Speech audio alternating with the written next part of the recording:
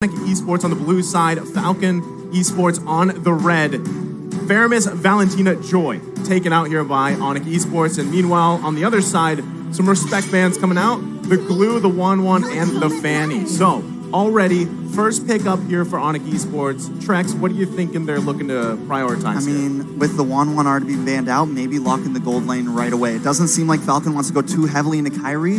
And again, with the jungle being so flexible, they might want to save that towards the end. So maybe lock in the gold lane, and it does look like they're going to bring in the Kaja, though, was left open a turn out. Okay, so the Kaja is going to be the first pick here for onic Esports. And knowing them, we're not really sure where this Kaja is going to be placed. It could be in the jungle, it could be a roamer, and it could even be a mid laner up until this point for them. That's how flexible they are. Really good flex choice, but right now Falcon, they are going to have to respond to this. The one thing that we noticed from the group stage is the pattern of bans and picks. The Eve, the carry, all these are viable choices, but we can see here Falcon, they're going to prioritize the Eve up first with the carry. These are two heroes that have been very dominant. 69% win rate on that Eve, right? Solid just performance so far. And it's always something that you have to worry about, right? Real world manipulation, objective gaming is, I feel like, just the way things work, right? You really want to have that advantage when it comes to those early turtles, transitioning into the lords, fighting around, sometimes even defending your base. We've seen total flip-flops from teams with an Eve here. And there you go, across the board, it's onic Esports locking in the Hayabusa, which we can just go ahead and say that's going in the hands of Kairi here. Most definitely, hopefully. I feel like it's a most definitely. And the moment I heard that Hayabusa voice coming in, I'm like, oh, there it is. We know Kairi's going to get aggressive. We know they're jumping right into it. But now it does look like that Kaja most likely going to be a roam because they are picking up the Lilia for the mid lane. I like it. I like that mid composition there. And if Kairi can kind of maybe do his own thing here and there, it's going to be a lot of pressure in that mid phase. Yeah, this is Sansa's Lilia, okay? He used this all throughout MPL Season 10, and that's his comfort. So it's finally great to see these players start to show their cards, and we'll see what happens. Because remember, Lilia also has a fast clear. Yeah. So in terms of that early rotation, it does seem maybe Lilia has a bit of an upper hand because she isn't reliant on that level 4 like the Eve is. Now, following that pick, we do see the Lapu here for the side of Falcon Esports. Not really sure exactly what this Lapu is for, because usually when we see the Lapu, we see a really strong backline. You know what's scary? When I'm looking here already at the first phase from onic Esports, they're able to bait out a lot of the ultimates already from Falcon Esports. You're talking the Black Shoes, you've got Shadow Kill, and then of course you have Kaja, right? Your pick potential is massive so far, and if they really want to, they can kind of whittle down, at least what we see from Falcon Esports in this first phase, whittle them down, or at least, the very least, get the real world manipulation out, and then find a team fight you're looking for. So I feel like Falcon Esports definitely needs to work around that, right? They need to also lock something in solid here for Ken in the jungle, and hopefully be that saving grace as the game goes on. But even looking at that player head-to-head, as I just mentioned, it's Ken and Kairi here. Look at that. Both of them having their 100% win rate on these signature heroes. Very different playstyles, at least in terms of the heroes, right? Martiz versus the Ling. But still, you got to say, it's going to be the work. I feel like the work is going to be cut out here for Ken specifically. But if it's anyone to do it, Ken can definitely do this, Trex. Most definitely. Now we've gone into the second ban phase. The Atlas does get picked off from the side of onic, and Falcon aimed straight into those mages, taking out the Lunox and the Harith. Also kind of flexible picks, maybe guessing they're going to put those into the gold lane, possibly. So they want to take that out of the way. Now, still one more ban. Do they focus into the tank? Because as we stated, that's going to be the problem. That could be the thing that really gives Kairi trouble here. So my guess is maybe the Franco. They haven't banned out the Franco yet. Because of this assassin pick, I wouldn't want to go against someone like the Hilda or the Masha in that roaming position, because that's how someone like the Hayabusa can be pressured in that gold lane. But they're going to go for the respect ban against Naomi. The Natalia is actually going to be picked out first. But what I wanted to mention before we even got to this was the fact that Falcon banned out Harith and Lunox. I find this interesting and ironic because these two heroes are actually Zipex's hero. So I'm not really sure if CW would pick that up in the gold lane, but surely maybe they know something we don't know, perhaps in scrims, as now we're entering the second phase of the picks where Falcon has the first opportunity to secure. This is, I mean, we did see a quote there from Coach Dale as well, and just kind of comparing the cultures, but also even the play styles of these two teams. And that's why when we saw that team head-to-head, that's so apparent, right?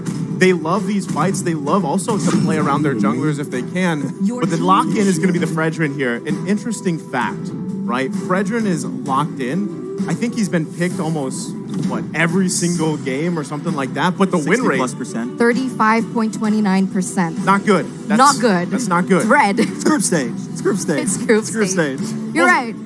I mean, Fredrin, right? We can assume Freddy. that is going... You want to call him Freddy? Call him Freddy. He's probably going in the jungle, right? And that's the thing. A lot of people are like, man, why do teams love this Fredrin so much, Trex? Well, I think because technically it's supposed to work, right? Just like a lot of the tank junglers, the bulky junglers, it's supposed to work. And I think as we move through the knockout stage, it still can. I think it can work here because they needed peel for Zipex. They need a heavy front line. And now, you mentioned earlier, all focusing on to this real manipulation, but the real problem is going to be Zipex, right? We know once that carry gets locked in, once those first 2 or 3 items come in, then they're also going to be able to start locking in tanky items. The Hayabusa isn't as much of a threat anymore, and now Falcon is online. So the real question is, can they put enough pressure onto Kyrie here with this lineup in time? I mean, put enough pressure to buy them enough time to get carry online. I'm so excited because I want to answer your question too. And it all depends on this last pick that Falcon is going to be bringing to the table for Naomi. And the answer, it's going to be the Kufra. So makes sense. Kufra is going to have that CC, enough CC to be able to lock down the Hayabusa whenever he goes in. It all comes back down to the timing and how both of these teams are going to go about when they go for a 5v5 team fight. You know, the thing about Falcon Esports lineup is there's so much CC, like you mentioned, Eterna.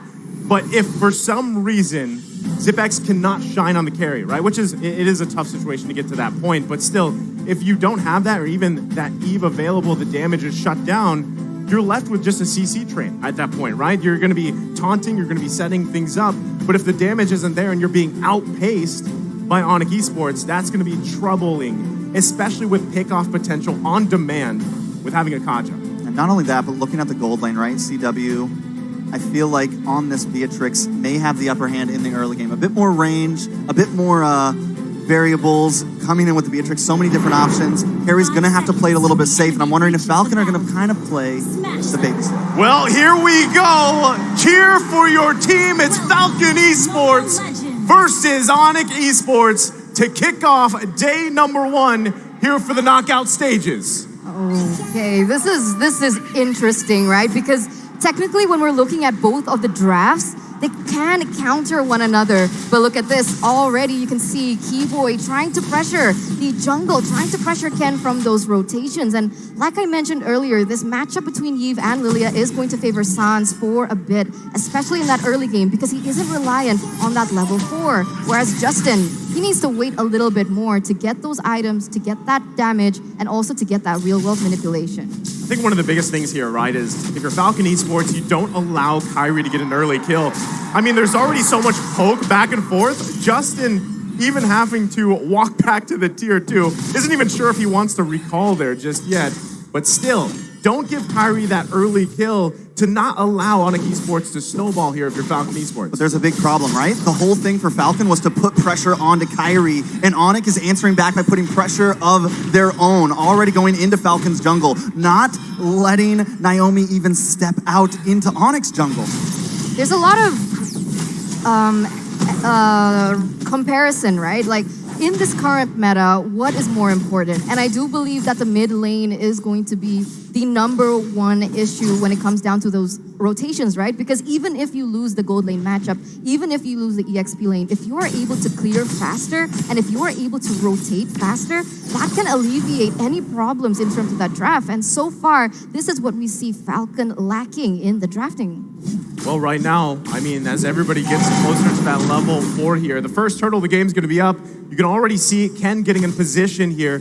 The rest of the team, though, there's quite a few onic esports members as they might contest this one. Yeah, and in comes the Black Dragon Boots trying to get a back line, push on the Petrify locks on. Kyrie takes the turtle. Nice suppression. Oh. 10 will go down. Justin brings out the real manipulation. In comes the bravest fighter. A lot of damage onto Sans. Sans will bite the bullet. And that is a 1-for-1 trade. But the side of onic does take the turtle. All right, so onic is going to be able to have a little bit of an advantage in that sense. And Falcon, they need to remember how and what are the highlights of their draft, right? Wait until these members can actually be a factor and not contest too early, honestly. I think they should have let that go. Yeah, I mean, I also like how both XP laners got those kills here. Oh. You're already going to see, right?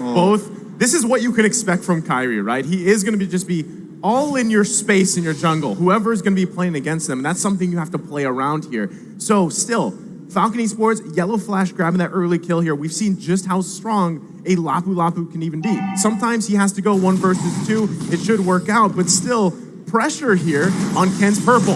Oh, Sans is caught in. In comes Kyrie, though. Does a nice amount of damage on Naomi. Sans will go down. Ken picks up the kill. CW comes in with an Inebrious Passion. Ken's going to take a bit of damage, but onic wants to back off here. They've lost 1 member, but Zipex is here to try to claim more. CW and Keyboy able to get away from that one. Turtle up in about 40 seconds, but it's still just 1-2. 1-0 trade so far, and it's still going to rely on Falcon to get that better advantage. What do you guys particularly think about the Yuzong and the Lapu Lapu in the XP lane? Well, I mean, both serve a purpose, right? What we're seeing a lot with this meta is Yuzong locked in for that back. They just go straight to the back line. The job here is to catch Zipex, right? I mean, he's got a flicker, but as soon as that's expended, you should be able to hit him with the Petrify. You have the Black Dragon form. You can cause chaos in the back.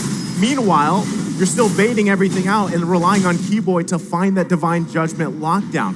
But that's the thing. Falcon Esports, they've got, what, 3 tanks pretty much at this point. Lapu Lapu, fighter, tank. You know, he can actually be that peel. He can be that front line for them, but still the fight for the damage. turtle. Naomi goes very, very low. Kyrie gets hit by the bouncing ball, though. Ken may go down. Boots wants to come clean up. Hits the Petrify. Ken goes down. Next could be Justin. Boots maybe a little bit too deep. Zipex, though, hits the speedy light wheel, trying to come in. Yellow Flash onto Boots. Boots will be next. It's a 1-for-1 currently, but the fight keeps on going. Yellow Flash gets a stun onto Keyboy. Sans trying to find Yellow Flash, but he's just a little bit too tanky. Sans. Looks like Yellow Flash is going to back off overall. onic lose another member here, but still they keep the gold lead. So, as we were just talking about all of that, right? I'm going to refer back to the graphic we saw earlier. These two teams love to team fight. Every single objective that comes up, they're going to force it, right? And that time you actually saw perfectly. Kyrie went in, used the shadow kill, and then the cleanup was there.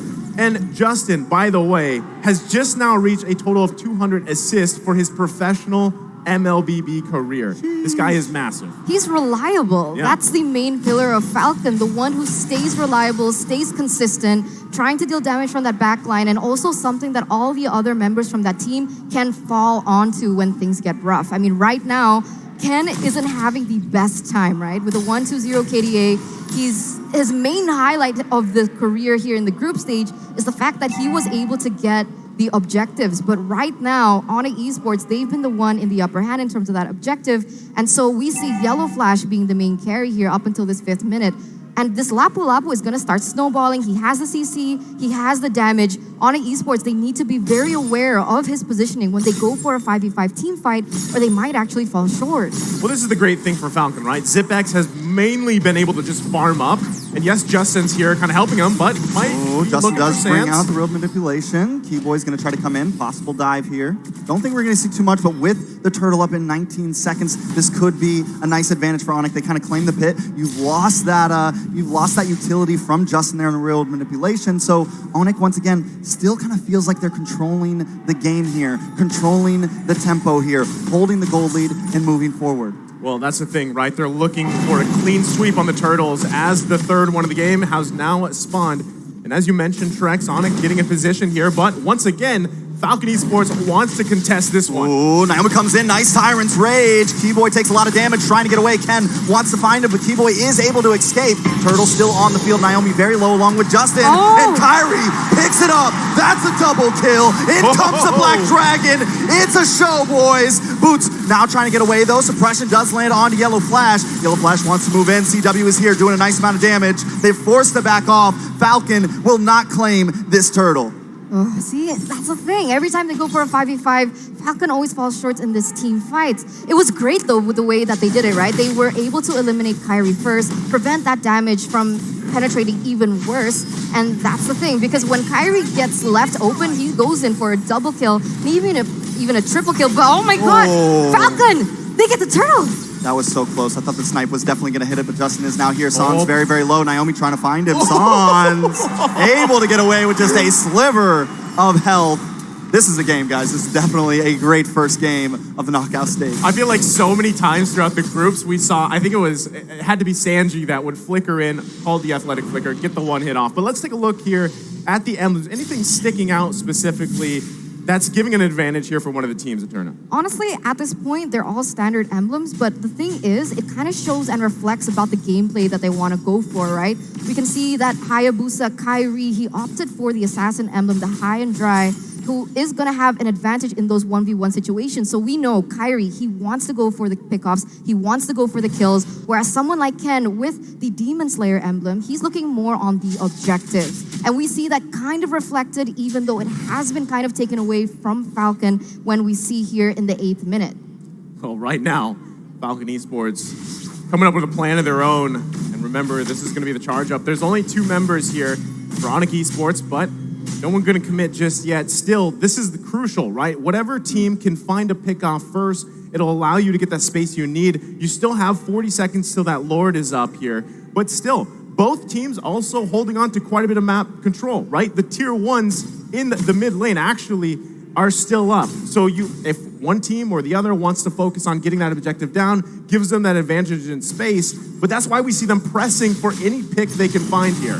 I think both teams have been so good at engaging, but also disengaging. I mean, it seems like there's been a lot of fights, but only 8 deaths total in a matter of 9 minutes. Only 1 tower gone. So they've both been so well at just kind of dragging out these fights and getting away in those crucial situations. The thing is Zipex and CW, both 0 kills, both able to farm, able to get their gold, able to try to be important to their team. So the question is, in the next minute or two, maybe upcoming on this next Lord, which gold laner is really going to pop off? The thing is, Zipex, even though that Falcon in general, they're behind in 2000K, Zipex isn't falling too far behind because at some point they were both level 10. CW obviously has a bit of an edge, but that also shows that Falcon is really good at giving the gold to the important members, right? That gold allocation is going to make the difference. And you can see here, Justin already has the Ice Queen wand. He also already has the glowing wand. So expect that utility starting to come through. The damage, the dot, as both of these teams, they're going to start setting up a Keyboy. Naomi will get pushed back. It's a bloodbath. Yellow Flash taking a lot of damage, trying to go in, move on to CW. Keyboy has gone down. Yellow Flash cannot connect. CW picks it up. This is bad for Yellow Flash. This could be bad for Falcon. Kyrie finds Naomi. Take it a double. Make it a triple. That is a full team wipe for onic. This is huge. Can they end it here? The king of the sky. And he just dismantled Falcon Esports here. And they're going to march into base. This might not be a final push. There's still pretty short death timers, but what a massive play from onic Esports. That was huge. A wipe out. And there you go. The king of the sky himself, Kyrie, getting that triple kill. Unfortunately, Sans got that double kill, but this is what happens when onic Esports get the comfortable heroes and the way that they weren't pressured from that early game. Luckily enough, though, Falcon was still able to secure the Lord, so it still buys them enough time to not end the game, and they still have those 3 inhibitor turrets remaining. Here's the thing, though, right? I mean, given what we just saw, what is the answer, right? What is the answer for Falcon Esports? Best thing you can do is find a pick-off so you at least have a numbers advantage. We're going to be taking a look here at the instant replay presented by TikTok. Look at this. It's a bloodbath from minute 1 here. And already you can see, right? Perfect timing with the shadow kill. Kyrie coming in. And Falcon Esports has they can't do anything but run for the hills. And the turret's not even enough. This is definitely rough. I mean, Falcon does secure the Lord, though, so we know their head's still in the game during these big team fights. When all the ults are going off, when bombs are in the air, they're still able to hold it together and secure the objective. So that could be the answer. If they can drag it out long enough, if they continue to get Lords and not let onic get the full push, maybe they could fight back here. They just need to get this, the pocket strat. They need to surround Zipex. No one can go too far forward. They can't be full dive mode. They kind of have to move as a unit, I feel. I agree. I completely agree. That's something that I wanted to bring up. In that previous team fight, it didn't feel like they were synchronized. And the way that they've drafted, they need to be synchronized, right? You need these combo wombos to come through. You need the ult coming in from Naomi. You need the ult coming in from Yellow Flash, paired up with that slow and that penetration coming in from Justin. But the way that onic Esports were able to do that team fight was they made it messy, right? They had someone in the front line, in the back line, but that's not what a Falcon needs right now. So they need to come back. How are we supposed to play this and not play into onic Esports tempo? Well, that's what I was saying in the draft, right? It's very finicky, right? onic Esports can either throw Kyrie at you, they can throw Sands at you, bait out the ultimates that they want. Boots can also go towards the back line here, and that's what he's doing against Zipex and Justin. But not only that, then you also have to worry about a Divine Judgment dragging Zipex along or Justin, right? Those are two things that's multiple things that's working in onic Esports' favor. So Falcon Esports, like we said in the draft, if they lose one of those big damage dealers, whether that's the carry or the Eve, you're in trouble, right? How do you even fight that? Because still across from you, CW, 7 assists, but running that weapon mastery, has the damage and items that he needs on this Beatrix pick, and he's kind of just chilling, right? In a lot of these team fights, he's able to just do freely what he needs to do on this marksman pick because of all that, back and forth from the heroes of onic Esports. Oh, look at Kyrie, though. He's going to take this tower, able to get away. Doesn't even have to be down there for objective. So already, every moment, onic is ready to make a play, and it's going to really kind of pull Falcon apart because that's the goal. Pull them apart a bit. This is going to be the first time, though, that Falcon does not make the initial start on a neutral objective. Naomi tries to find Sans here. That is going to be a big wasted utility. This is big for onic coming up on this Lord fight. Yeah, they know they didn't have the setup, so they're retreating back. They're running for the hills like T-Boy. Gets a Divine Judgment on Ken. CW going to try to find him. Kyrie jumps in, picks it up. Falcon on the backboard. Once again, onic should have a free Lord here. Just like that. It was a matter of getting out some resources from Falcon Esports. The conceal plus the flicker, it failed, it didn't work.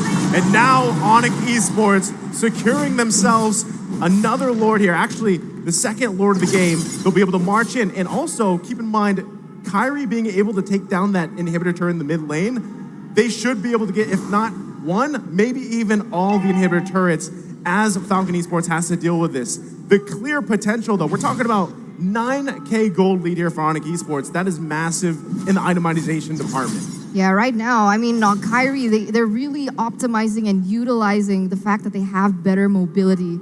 So they have more control over these separate lanes. They're able to pressure Falcon from all these 3 lanes. And look at this, the Lord already marching here in the mid side. Most definitely Lord is crashing down the mid, but it looks like onyx may try to move towards top. Kyrie jumps in, then jumps out, but Boots has a Black Dragon looking for Justin or Zipex. Can't quite find it, but the tower does go down. Road manipulation comes out. Naomi, Zipex, Justin all fall, and CW finds another one. Yellow Flash will go down along with the base, and onic take game 1. onic going to be able to game number 1, but remember, ladies and gentlemen, this is a best of 5 series. We still have many more games ahead of us. So right now, we know that Falcon Esports, they're going to be able to go back to the drawing board, discuss, evaluate on what exactly happened to be able to go 1-1 with onic Esports. Man, can I just